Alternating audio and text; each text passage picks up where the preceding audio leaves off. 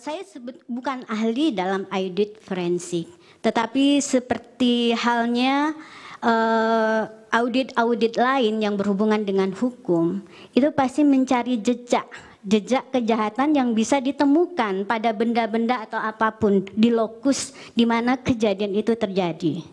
Dan biasanya nanti ada prosedurnya.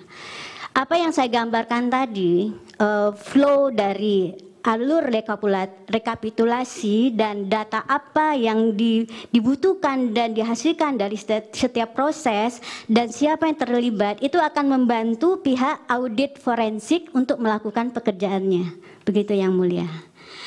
Kemudian untuk jawaban Pak Magdir, mengenai apakah Sirekap dapat dikecualikan untuk diketahui oleh publik.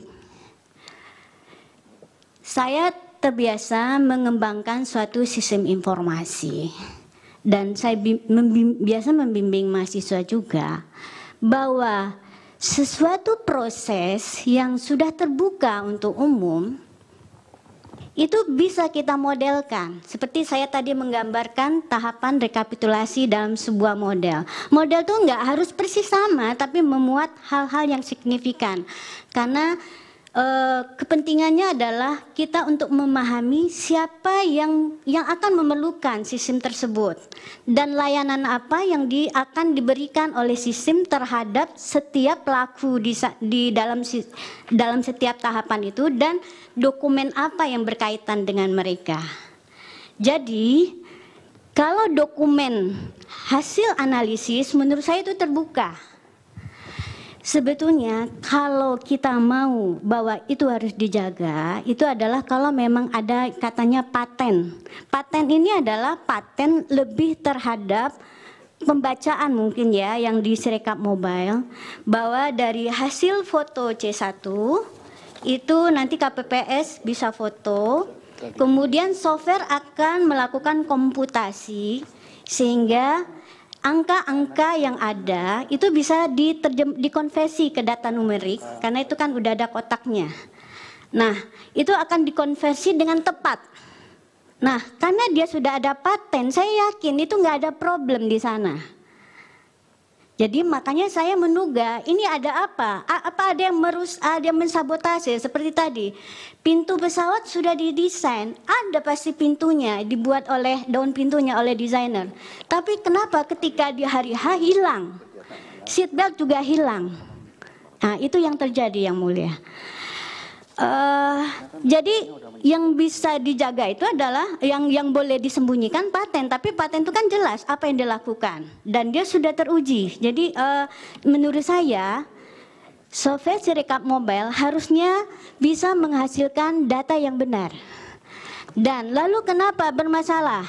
Nah, itu kembali lagi pada persoalan tadi, modus manipulasi suara secara masif tadi.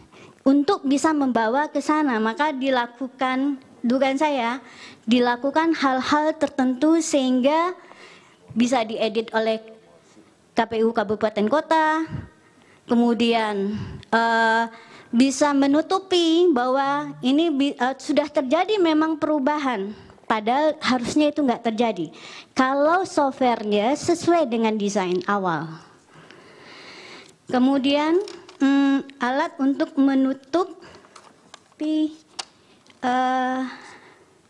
hasil.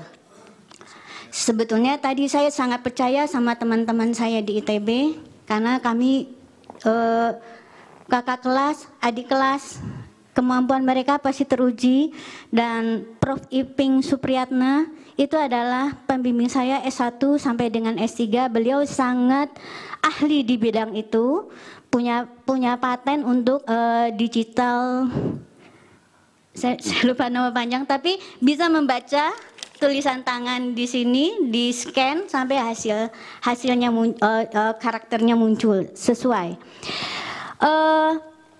Sebetulnya saya yakin bahwa itu bukan software paten itu yang bermasalah. Karena apa? Kejanggalan lagi adalah nggak mungkin ya satu angka itu bisa berubah menjadi n angka.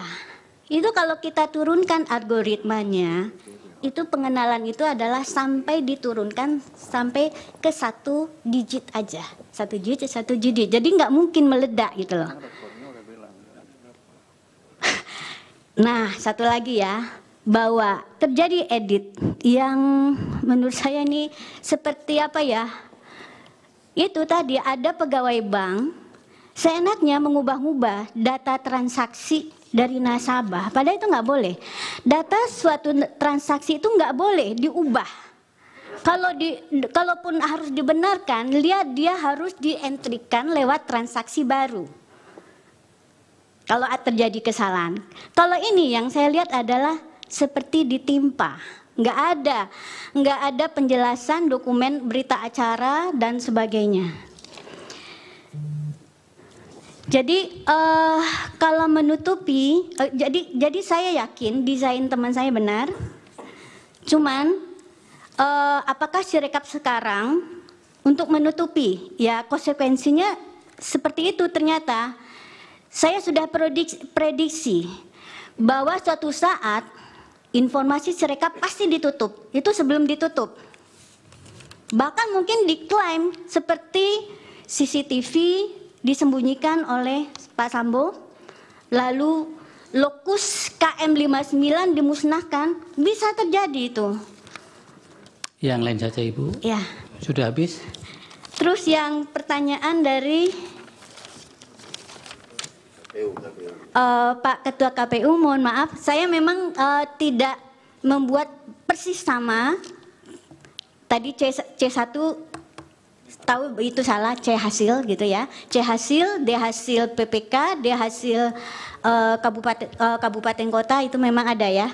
Untuk yang terakhir ada rekapitulasi nasional namanya formulir D. Kemudian SK KPU 224 ini saya agak lupa Pak. 360. Banyak banget. 360 tentang? Apa itu didasarkan Sirekap ataukah? Oh ya, saya tadi dapat pencerahan bahwa Sirekap itu di aturannya memang sudah dijadikan sebagai alat bantu untuk publikasi hasil dan juga rekapitulasi nasional. Itu sudah diatur oleh undang-undang peraturan KPU mungkin ya. Karena saya bukan orang hukum, tapi saya yakin saya dapat informasi itu sudah diatur.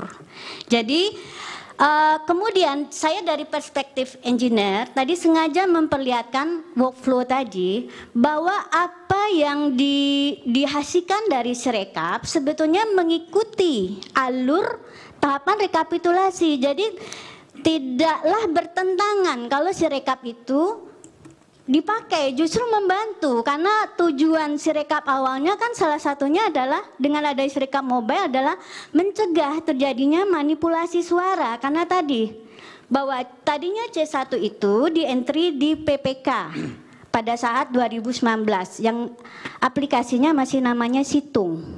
Nah sekarang zaman sudah berubah, teknologi ada, dia di entry langsung oleh pelakunya. Orang yang mempunyai otoritas menghasilkan formulir tersebut, data tersebut. Iya, itu untuk termohon sudah. Sekarang pihak terkait sudah dijawab belum? Yang apa yang diteliti, apa yang oke. Mohon izin yang khusus mengenai bahwa sampai hari ini belum ada audit forensik yang sah yang bisa dipakai sebagai alat bukti, belum ada ya? Sebetulnya teman-teman di luar sana yang ahli IT sudah melakukan secara tidak resmi penelitian terhadap dokumen-dokumen yang terkait dengan Sirekap, termasuk datanya, database Sirekap. Resmi belum ada ya? Resmi belum ada, karena ya. Cukup? Ya. Baik. Tetapi saya memang tidak mendekati, tidak membuka kotak Pandora ini dengan perspektif audit forensik. Nah, saya menganalogikan. Ya sudah tegasnya Ibu, tahu tidak sudah ada yang formal belum? Jangan dimentahkan kembali. Oke, ya. Dari Yang Mulia Hakim sudah dijawab tadi.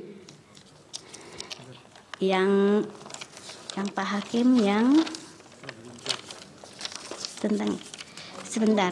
Pak Hakim, Pak Guntur ya. Bot robot Oke, ya. Bot robot, ya ya. Apakah dapat diubah-ubah contohnya? Nah, saya kan dosen. Saya ada data nilai yang kita bisa download formatnya. Jadi kalau kita masukin nilai, kita bisa download formatnya dalam bentuk Excel. Kemudian kita isikan nilai sampai dapat indeks. Selama formatnya sama, kita bisa upload dan data itu langsung masuk ke database. Kemudian contoh lain dia dapat diubah. Ada beberapa C1 itu unggahannya nggak sempurna, tapi datanya ada. Kemudian di hari jauh setelah tanggal 15, kan hari unggahnya itu 14-15. Saya lihat kalau nggak data numeriknya yang muncul, kalau nggak, tapi C1-nya nggak bisa dilihat, statusnya lagi diproses. Nah sebaliknya, kalau C1-nya bisa dilihat dokumennya, data numeriknya nggak muncul. Saya nggak mengerti kenapa itu tidak bisa sepasang munculnya. Dan itu sudah lewat jauh dari hari pengunggahan. Dan itu yang saya khawatirkan. Gimana nasib C1 ini? Apa bisa dijaga keasliannya? Baik, cukup Ibu ya. Izin yang mulia dikit Iya. aja. Ya, terkait dengan yang terakhir yang diubah dan bingung, kan data begini, ada sedikit pengetahuan menyangkut itu. Kan data itu kan sepanjang itu sifatnya otentik, valid, original, yang kita kenal dengan istilah OVO. Ya. Nah, menurut ahli itu masih dalam kerangka yang dimungkinkan dari segi sistem atau memang sama sekali nggak boleh lagi, meskipun itu otentik, valid, dan original. Gitu. Maksudnya nggak bisa? Ya ini kan tadi Yeah. yang injeksi tadi robot ya. Bot robot yang diinjeksi kan, berarti kan ada data dari luar. Ya, seakan-akan ini ya tidak valid, tidak otentik, tidak original. Berarti tidak di bawah atau di luar dari kewenangan. Ya, yang seharusnya itu yang mengedit atau mengubah. Kan edit atau mengubah itu sepanjang itu adalah valid, otentik, original, itu kan sah-sah saja ya. Tetapi kalau tidak valid, tidak otentik, tidak original, maka itulah menjadi persoalan. Nah, menurut ahli, yang tadi yang ahli jelaskan itu, apakah masih dalam kerangka, ya, kan tadi flowchart, ya, flow arus itu kerjanya tadi workflow ya, yang tadi yang Ibu jelaskan tadi itu kan ada kemungkinan itu dilakukan penyesuaian. Ya, jadi misalnya tadi Ibu kan mengatakan tidak ada editnya di situ, di sini tidak hilang edit, validasinya hilang gitu di hari H. Nah, terkait dengan soal ini, apakah kalau memang itu data dalam hal ini C hasil itu masih dalam kerangka original, valid dan otentik menurut Ibu dari sudut pandang Ibu itu keahlian Ibu itu memang sama sekali nggak bisa diubah lagi atau masih bisa sepanjang itu otentik, valid dan original? Mungkin itu pertanyaan anunya. Terima kasih Yang Mulia. Makanya saya merekomendasikan juga bahwa KPU perlu mengupload kembali semua C dan D hasil. Karena sekarang itu tidak lengkap. Dan bagaimana kita tahu bahwa dia itu asli?